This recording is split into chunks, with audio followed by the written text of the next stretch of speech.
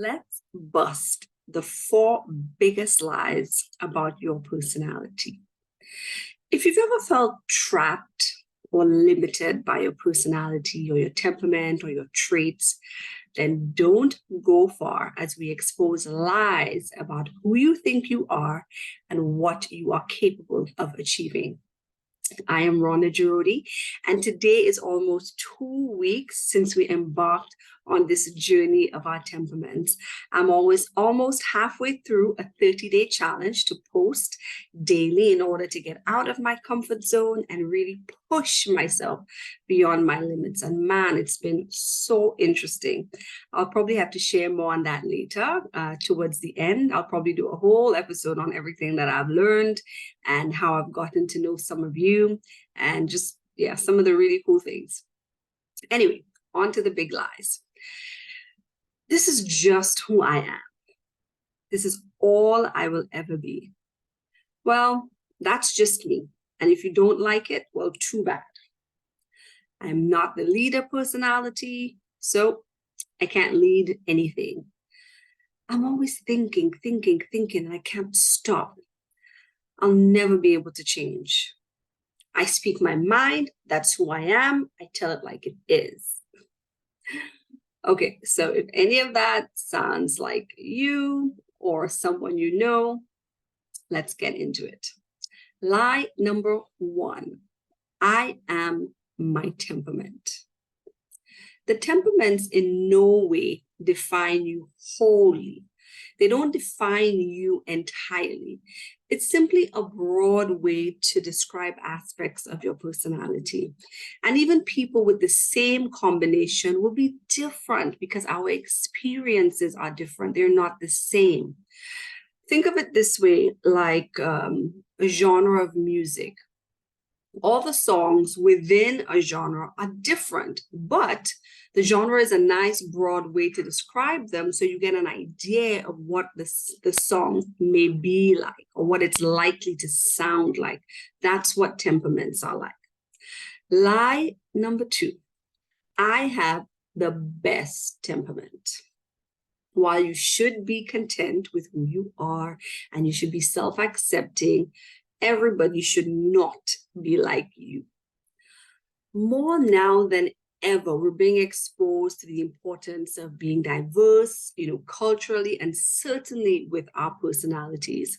And as we've examined each temperament over the past couple of weeks, I'm hoping that you can clearly see how void the world would be if one temperament was not there. What would the world be like if we didn't have fun and entertainment and a free spirit? What kind of world would we have if we were without charisma and vision and drive?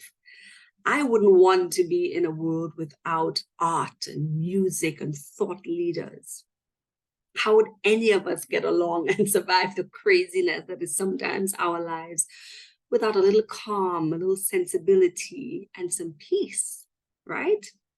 So, lie number 3, I am stuck with these weaknesses. You are not doomed to the weaknesses associated with your temperament. New behaviors can be learned.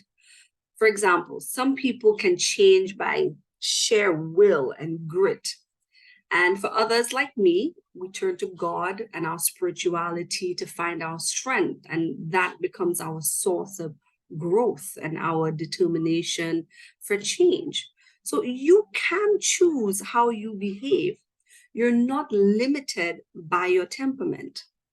Look at it more like a starting line or the cards you've been dealt. Okay, you decide how you play that hand. Lie number 4, because of my temperament, I can't be creative, I can't lead, I can never have peace. No. As it relates to leadership, yes, we know the choleric temperament is associated with leadership, but it just means that your leadership style may be different and you can lead within your circle of influence. And you most certainly can be creative. You can be innovative within your sphere of opportunity. For example, you might be a gifted accountant and you might come up with some creative accounting. Actually, that might be a bad example. Creative accounting could probably get somebody locked up. So yeah, leave the creative accounting alone. But you get my point. You can be whatever you choose to be. You're not limited by your temperament.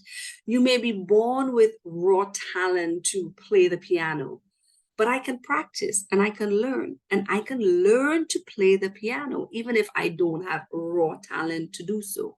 So you are not limited by your temperament. Research and study upon study has shown that people have the capacity to change, to adapt, to grow.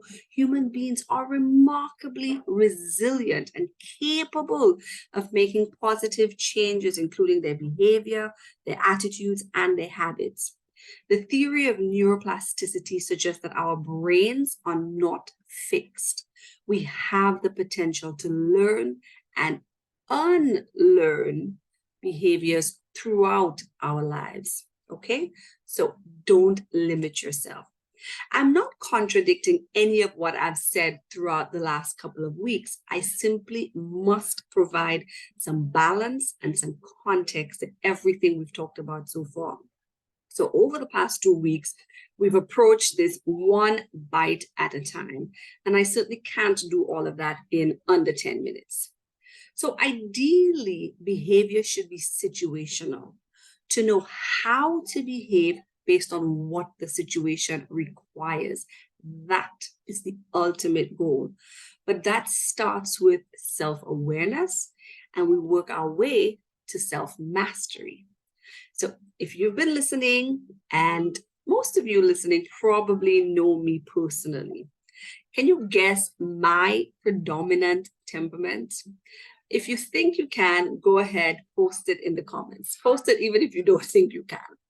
But I hope you're finding ways to make these discussions applicable in your life. If you found this to be a little fun or a little helpful at all, go ahead, follow my page. I'll put the link in the post, so you can click that and follow along. I am Rhonda Girodi. We'll hit pause on the temperaments over the weekend, and I'll be back on Monday to see if you guessed my predominant temperament correctly. Till then, have the best weekend ever.